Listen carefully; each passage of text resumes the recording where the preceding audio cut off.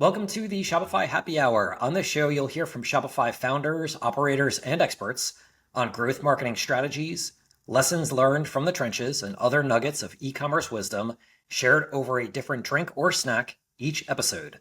Today, I'd like to welcome Leah Marcus and Yasaman Bakhtier, co-founders of Good Girl Snacks.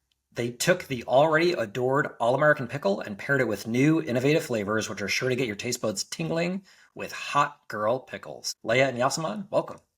Thanks for Thank you. having us. I'm excited to be a part of the hot girl club in a minute. So when I open up the jars, they got these awesome inserts where it's like, welcome to the hot girl club. So I got to embrace my hot girl vibes just throughout this episode. Yeah, you're a Perfect. certified hot girl. Mission in life has finally come true. This is amazing. Well, welcome. Excited to have you guys. So we were just talking before kicking things off about tasting pickles and having a little bit of overwhelm. So yeah, so I imagine as running a pickle brand, which is a strong flavored food, tasting can be difficult. So how often are you tasting if you're developing new flavors, and what does that process look like? Thankfully, we're not tasting them every single day when we're developing new flavors, so we have time to think about it and, let them sit in our fridge. I would say when we're iterating different variations, we're probably tasting them like once every 2 to 3 weeks, because you also have to let them pickle. And so because of that, our tastings are kind of spaced out. But most of the time, because we're working with a lot of partners that are on the East Coast, we're eating them at like 8 a.m. So sometimes it's a little tough. First thing in the morning, it's like the first thing you're putting in your mouth is a pickle. But, it's part of the job and we love it. Yeah, there are worse things in life. And we're big pickle girls, so we don't mind it that much. But yeah, we didn't have to do that for a while, obviously, because we launched with 2 flavors, the original dill with turmeric and then honey harissa. But we're coming out with 2 new flavors, and we've been teasing that online and we've been trying to perfect the recipe. So yeah, a lot more pickle consumption in the last couple of weeks, which is exciting. Fantastic. Well, I'm a big fan of pickles and excited to try these in a minute. I do have one sort of fun pickle story. So back in the day, I was working. We had an office on 26th and Madison when I was in New York, working in my early career of online advertising. And on 27th and Madison, there was a tiny pickle shop, and all they did was sell all different varieties of pickles. And I tried a chocolate covered pickle there. They had a chocolate covered one, and it was kind of crazy. I remember it where it wasn't as bad as it sounds, but it certainly wasn't good. We did one for Valentine's Day in collaboration with Unreal Chocolate, and we had a girl create the recipe, and she said they were actually really good. I think it's like this sweet and salty thing that people are obsessed with, and it's crunchy, so I'm sure the texture is pretty good too. I could see the match working well. The one I had was kind of floppy and it didn't really work all that well. So Yeah, we pride that, ourselves on the crunch. good stuff, good stuff. Well, what do we have here? So I've got the honey harissa and then I've got the classic dill. Can you talk about, well, first we'll do a cheers over the a pickle cheers. Cheers. Happy hour. First time pickle happy hour. This is fantastic. Let's hear the crunch. We'll get the ASMR right next to the microphone. Oh yeah, that crunch is real. That's solid. And they're organic. Super clean, super crisp. Very, it's not like overly dill. It's just a Yeah. very nice, clean pickle. Well done.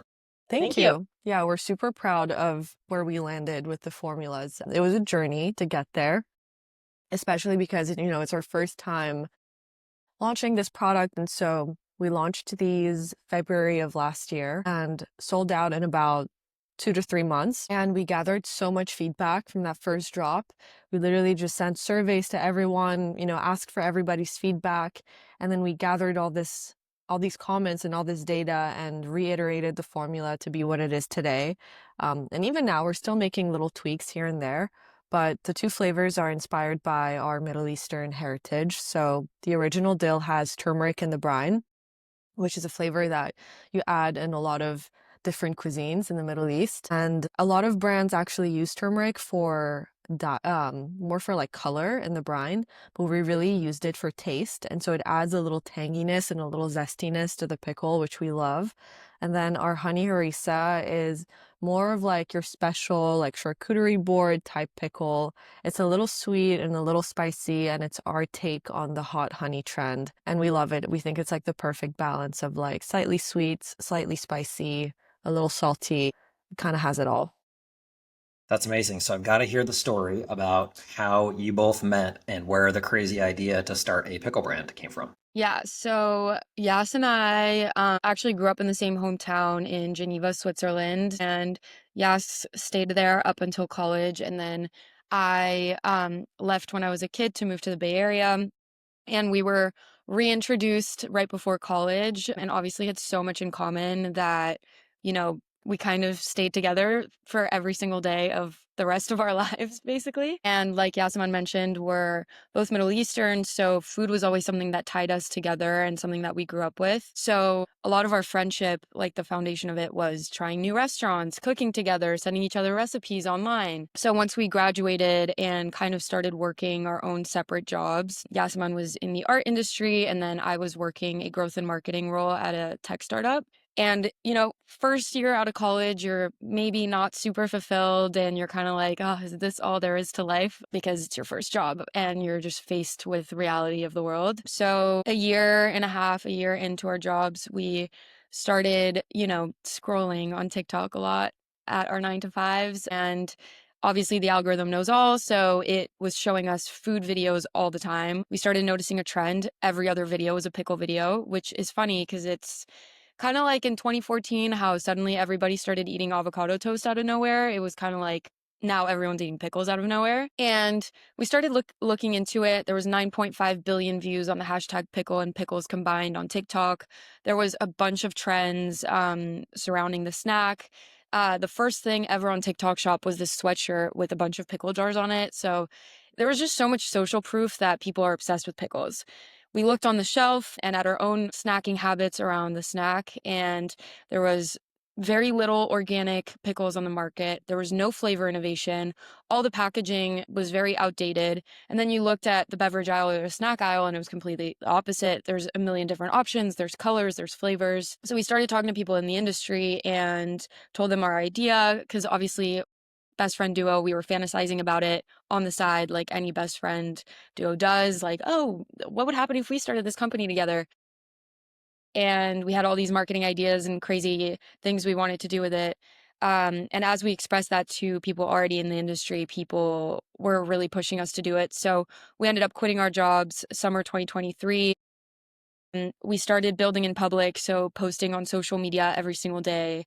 October 2023, where we kind of started this series of day one of starting a pickle company with my best friend in our early 20s, which broke the internet, and we went viral before launching in February 2024. Like Yas mentioned, we sold out in 2 to 3 months, reformulated, relaunched in August, and we've been selling the same formula ever since, really with a focus on expanding into retail to make the product more accessible. So we launched in Erewhon in January, and we have really exciting retail launches for the rest of the year all lined up. So we're really excited and continuing our online presence and growth and really cultivating this cult following as we launch new products as well. That's fantastic. While you were going through that, I took a bite of the honey harissa pickle, and that is delicious. It's got a good amount of heat. I don't like when brands will say there's like jalapeno or habanero or some spice in a food, and it's just kind of weak. And this Yeah. is a nice kick. Yeah, you guys get a really good job with it. It's got nice Yeah. sweetness to it, so It very well done. was it's tough because we're spice lovers, but obviously when you're creating a product that's, meant for the average consumer, you have to be sort of mindful of where you land on the spice level. So I think we did a good job. Awesome. Fantastic. I would completely agree. So let's go back to when you mentioned that you were launching in public or growing in public and you broke the internet. So was it the series that took off or was it one specific post? Can you talk about what actually happened and what you were posting to grow audience at that stage? So we kind of had to test a bunch of different series. We actually started posting on social media, and we thought that doing trends and, using trending sounds would be how we would gain our following. But it was actually by kind of inviting people into the story and showing them the reality of starting a company when you don't know what you're doing, because obviously we had never worked in that space before. And so we kind of tested this phrase and this series, which was like day one of starting a pickle company with my best friend in our early 20s. And we were posting a video every day showing what we were doing to build the company. And I think 2 weeks into posting, we were in New York and we kind of spoke about how it's really weird when you first start a business because there's days where you don't really have anything to do and how weird that feels coming from a structured 9 to 5. And I think people really resonated with the fact that we were so authentic and transparent, and the video did really well. And then from there, we kind of kept it going because we found that that series worked. And yeah, that's kind of it. How do you look at social platforms? Do you focus more on one over another? Like how do you look at TikTok versus YouTube versus Insta? What's worked well for you and how do you approach those platforms? So each platform kind of has a different use case. So we post short form content on TikTok and Reels, and that's really what's given us our growth. Obviously, just through the For You page and the algorithms, it's the same videos getting posted on both. And then our Instagram page, in terms of static posts, is more so how we create our brand and aesthetic. So you'll see images or event flyers, and then our stories and our community channel on Instagram is how we build community. So if you're posting about us, we'll repost you on our story. We'll give you special access to things if you're in our community channel or like via text or email. So everything is very intentional, and each section of social platforms has its own purpose, if that makes sense. But obviously, they all work really well together to kind of create this ecosystem of good girl snacks. If you're enjoying this episode and getting value from it, I'd be so grateful if you left a quick review. It's one of the best ways to support the show and help us bring on even more incredible experts to share insights that can move the needle for your business. It only takes 10 seconds and makes a big impact. Thank you so much for tuning in and for joining us on the Shopify Happy Hour. And can you talk about your content creation process, what that looks like? Yeah, so Yas and I will get on a call once a week and kind of discuss the plan for the following week in terms of what we're posting. Obviously, we're posting every day, so it's really hard to come up with new ideas and still get people excited and engaging with content every single day. But depending on what we're filming that week, it'll either be organizing film blocks so that, a couple times a week we have like an hour block because we're talking about the dumbest things we did since the start of the year or Good Girl Snacks updates. But like today, for example, we're posting a vlog. So I'll be recording all day and then I'll edit it at the end of the day and post it that same day. So it just really depends the plan for that week and what the goals are for that week. When we got into Erewhon, obviously all the content was surrounding Erewhon, and it was just us being like, okay, today we're going to go to 3 Erewhons and film this video. Today we're going to go ask a hot guy to open our pickle jar at Erewhon and film that and post it that day. So it really just depends. And because it's just the two of us and we don't have to go through a huge approval process, it's actually really easy to do things the same day. Or if a trend pops up, we can just kind of tap into it. So, what advice do you have for brand owners or operators out there who are looking to grow their social and they might be nervous because they want to post content, but they don't really know exactly what to post, or they're concerned that the quality might not be as high as they need to, or they don't have a plan? What advice do you have for people out there who want to grow? Because it sounds like you've done an awesome job being authentic, and that's helped grow community, right? And then also you're planning on a weekly basis, really sharing your story. Sounds like behind the scenes stuff and just what you're working on. But what advice would you have for brand owners out there who are looking to grow? I think you have to be super consistent with posting every day. Make sure you have a plan, and then also post the kind of content that you would want to see. As a brand founder or, whatever you're doing, what are the things you want to learn from? What are the types of creators that, you could get good insights from?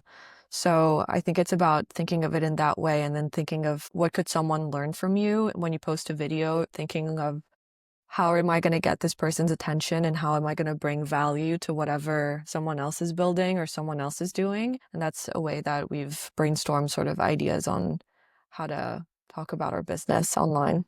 It's also social media is a free tool, and we've spent $0 on marketing. We literally have a $0 CAC and like 76,000 followers on Instagram, 16,000 on TikTok. We have 2.5 million accounts reached every month. And if you're not using that free tool, you're doing your business a disservice. And so you'll figure it out. Like you just kind of have to put yourself out there. We didn't know what we were doing at the beginning either. And we just kind of through testing and posting every day found what works and the recipe for the series that works. So like Yas mentioned, consistency is key. What value does your content bring to somebody, whether it's someone building their own business or someone that's just like curious and they want to know what you're doing because they're nosy. And then also search engine optimization is so important, making sure you're using the right hashtag. You could have the best video in the entire world edited like a king and it can flop because you're not using the right hashtags. And so informing the algorithm about what the video is about is so important. So at first we used the hashtags pickles and hashtag vlog and hashtag mini vlog, and it wasn't getting shown to the right people. So we weren't getting as many views. And then I kind of took a step back and I analyzed the video more. And I'm like, this is really hashtag small business, hashtag business owners. And that's what this video is about. It's not the fact that it's a vlog. And the second we started using those hashtags, the videos started doing a lot better because we were informing the algorithm, like, this is who you need to show the video to. And so, yeah, using the right hashtags is really important. Are you using any research tools for hashtags, or are you just looking within platform? Well, it's more so, I mean, we're chronically online by being Gen Z, so I think we're just a little bit more tapped into what hashtags work and how to categorize videos just in general. But if I were to give someone advice on to how to find the best hashtags, I would just find people that are posting similar content to you or what you want to be posting and just copy those and just see what ends up hitting with the algorithm. That's awesome. How are your responsibilities distributed? What are each of your roles in the business? So I run everything that's operations, sales, and some of the finances. And then Leah runs our social media, marketing strategy, partnerships, brand alignment. And then we come together for everything that's creative, photo shoots, product development, and all of that. And how is that? Has that been consistent from the start? Yes, pretty much. I mean, from the beginning, we knew that Leia was going to run her social media because that's what her experience is in, and she was doing that in her past job, and she did such a great job before, and so her specialty is really growth marketing. And then for me, I think, although I'm very pretty creative, I think I'm more tapped in with anything that's like numbers related. So we kind of decided to split it up that way. And since we are best friends, having that separation is really helpful because we're not really stepping on anyone's toes and we're actually way more productive that way because we each have our daily tasks and then we come together when we need to. So, what would you say to best friend founders out there or best friends who are looking to start a brand? It sounds like you guys are still very close, which is Yeah. fantastic. That doesn't always happen. Outside of, so it sounds like delineation of responsibilities where you're hmm each working on your own things, but you're also having communication for certain areas where there's crossover. How else are you able to maintain that best friend relationship and grow a business at the same time?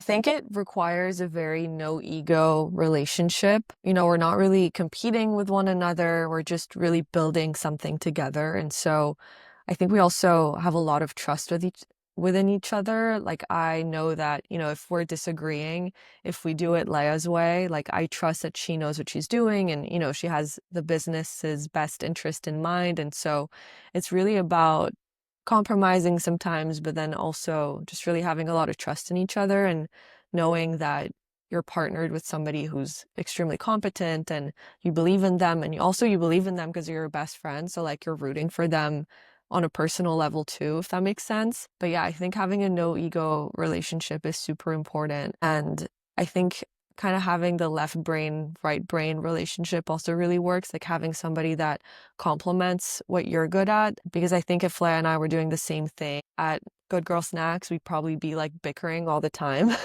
because we'd just be like, wait, no, I want to do this. No, I want to do that. And so, I think it's good to have some separation.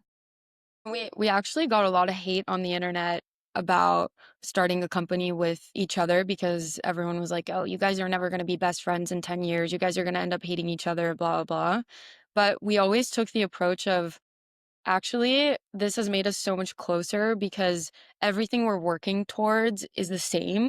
it's like everything that bonds us together already is just, now at a completely different level because our futures look the same, our goals are the same, our success is the same, and we can relate to each other on such a deeper level now. And so I actually think it's kind of the most amazing thing that's ever happened to us as a duo. But again, you do have to have a very specific type of relationship and a no ego situation to make sure that that is how the relationship continues, even in business.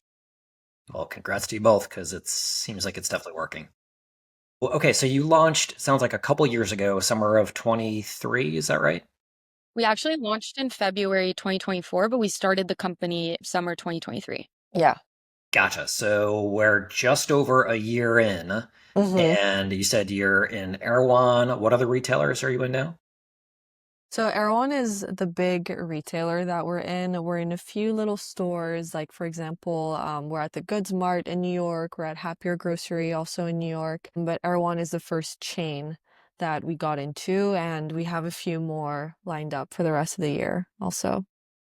So so a year in, you're in Erewhon, you have others that are lined up. What do you attribute to getting into the retail? Because lots of brands launch, year, 2, 3 years later, and they're still trying to get into some big retailers. So how did you land Erewhon and some of these other accounts as well? Well, we have, I think, a product that really stands out. And thankfully, the category that we're in and that, we're trying to get into in each store is pretty sleepy. So buyers don't really see a lot of innovation come their way. And when they do, I think they're excited about it. And I think, we've also built a pretty great social media following. We have a really strong community. And so I think a lot of the stores are, I mean, at least the stores we've spoken to, they're excited to have us on board because, we bring Gen Z through the door and they like what we stand for and they like, the packaging, how our product looks on the shelf. And so I think those are the biggest attributes to us getting in those stores. Also, we're able to prove a pretty crazy velocity for this product. I mean, we're selling double to triple as much as our competitors right now at Erewhon. So I think having that data also helps. But yeah, I think it's just a combination of everything. Like the product is really good, the packaging is really fun, our social media and just like online presence is really strong. So it just kind of makes sense. Like this industry is honestly kind of ancient. And so the fact that we're doing things very differently, I think is also very exciting for retailers and for consumers. Yeah, and we're trying to get into a lot of the more like natural channels and the natural stores. So the fact that we're organic and one of the only organic pickle brands out there really helps too, because stores are excited about getting in like an organic product. No more sleepy pickles. That could be the tagline. Yeah. So, how do you think about, because you've got your D2C website, then you're selling in retail, how do you think about both of those when you are approaching your marketing? And just from a business standpoint as well, how are you prioritizing either channel and how are you looking at any kind of crossover effect between them? So we launched D2C for multiple reasons. One is because obviously it's the easiest way to get your product out there and to get proof of concept. And two, because of our social presence, it's really easy to do an add to cart from watching one of our videos. That is always going to be a sales channel that we keep just because, again, we're very present on social media. And so, it just makes sense, especially as we come out with our new product, which is coming soon. Increasing D2C as it relates to Amazon and TikTok Shop will also be something that we start doing. But just because of the nature of our jar and the fact that it's glass and pretty heavy and pretty big, we feel that the growth and success of the business now lies in retail. And that's consumer behavior as well. Goes kind of against consumer behavior to purchase a jar of pickles online and do the rest of your groceries in store. So we'll balance both while prioritizing retail and really shifting our efforts into, expanding that way and just being as accessible as we can, while always keeping D2C alive somehow. And what are your thoughts on social commerce? What are you doing with it now and where do you see that going? So, TikTok Shop and all the other platforms allowing for purchase within platform. I think it's really intelligent. We are all chronically online and doom scrolling all the time. I just bought stuff on TikTok Shop last night. I'm just so easily convinced by, a regular person that looks just like me. They have so much more influence on me than an ad. And so if I see a video like that and there's an easy add to cart button, I'm probably going to click it. That's also just me being Gen Z, though. I don't know if that is a sentiment that anyone that's older can relate to, but I think it's great. And we're really excited to have a product soon that's, the nature of that product will be easier to sell on TikTok Shop and on Amazon.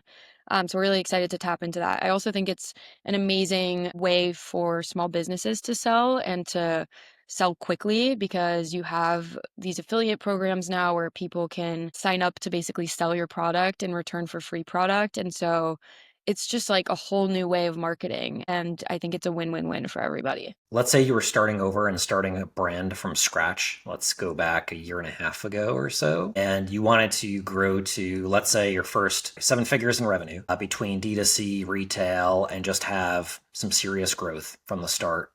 What would your playbook look like? Knowing, like, if you knew back then what you know now, what would that playbook look like? I think, well, if you can grow a business on like through e-commerce, you can make so much money because the margins are pretty insane. So if you can create a product that's easy to ship, that's lightweight, and that consumers would be inclined to buy online versus in store, then I would say go for that because you could make a lot of money doing that and really have, great revenue with that avenue. With us, we were really excited about selling online and we knew that we were going to have difficulties because we were in a heavy glass jar. They break in transit sometimes. So, there was some difficulties in selling at times, but I think, we see other brands that started out selling online and they just saw great success because their product was so easy to ship, and so they didn't need custom packaging, they didn't need to test and replace product if it breaks in transit. And so I think that would be my advice. Yeah, for our product though, and the way that it is, we would never have done it in plastic and we would have never, gone that route just because we want to be sustainable, we want to be clean. But yeah, if it was any other type of business, 100%. E-commerce is amazing. Gotcha. Awesome. So just speaking of that with a glass jar, early on we were talking about pickles. So how does a pickle become and stay crunchy instead of all of the floppy pickles that are out there? Well, that's our secret sauce. We can't reveal our secrets, but there's so many different methods of pickling, and we landed on a formula that we're really happy about, and that was really our priority when we were developing the recipe is, we wanted a crunchy pickle, and there's so many different factors. There's like, the formula, the ratios you're using, and then also what kind of cucumber you're using. So yeah, there's a lot of that go into it. And then also the fact that, you keep them in the fridge, that also keeps them a little crunchier. So I think we're excited that we landed on a crunchy pickle. Oh, it was so important for them to be crunchy, not only for like the eating experience and the enjoyment of it as well, but that's also kind of a marketing strategy within itself because if it's super crunchy, people will want to take videos with it and do ASMR style videos, which then get people really excited about buying the product. So everything is very intentional with the product itself even. And yeah, the labels right now, I mean, it literally says crunchy on all the labels in like cute handwriting. And we're making that bigger with our next production because we really want that to be one of the focuses of and our selling point for the product. But yeah, little secret sauce. Good stuff. Well, that's working. That's definitely working. So, okay, so let's move on to the speed round. Each answer about 30 seconds or less, and you can either each give your own answer or one of you can speak for the group depending on each question. So, what are one of your most recommended books? That's so hard. Shoedog. I would say The Power of Now, actually. Awesome. What is an under the radar product or brand you've used and like, but most people do not know about? Pistakio. It's a pistachio spread. Our friends actually have it, and they just came out with a crunchy version, and it's amazing. I would say, I mean, it's pretty popular in LA, but I would say Brave sauce. It's a hot honey sauce. Like it's a hot honey condiment that's actually hot because I find that most hot honeys out there are not crunchy. Sorry. We're talking about crunch and it's like still in my head, are not spicy enough. Nice. What is one thing each of you do in life that's better than, what do you do better than most people just naturally? And how do you do it? Give advice, and I think because I'm very empathetic. Oh, and then I think as it pertains to our business, I think we're really good at, marketing a product in a way that's unconventional. Right? Tell me about your favorite shopping experience, online or offline. I love shopping at Reformation in store because they have a screen and you can add things to your fitting room like on a screen, but then you can also feel it in the actual store on a rack. Yeah, I second that actually. I agree. That's great. The blending of physical and digital. I love it. Yeah. Awesome. So, Yasaman and Leah, where can people connect with you to learn more? We're at Good Girl Snacks on all social media. You can follow our journey every single day. And then goodgirlsnacks.com, you can always find us online. Fantastic. Leah and Yasaman, thank you so much for bringing Good Girl Snacks to market to disrupt the sleepy pickle aisle and as a way to spice up the everyday pickle with more exciting, innovative flavors, for sharing your expertise and insights with our audience, and for joining us on the Shopify Happy Hour. Thanks for Thank having you. us.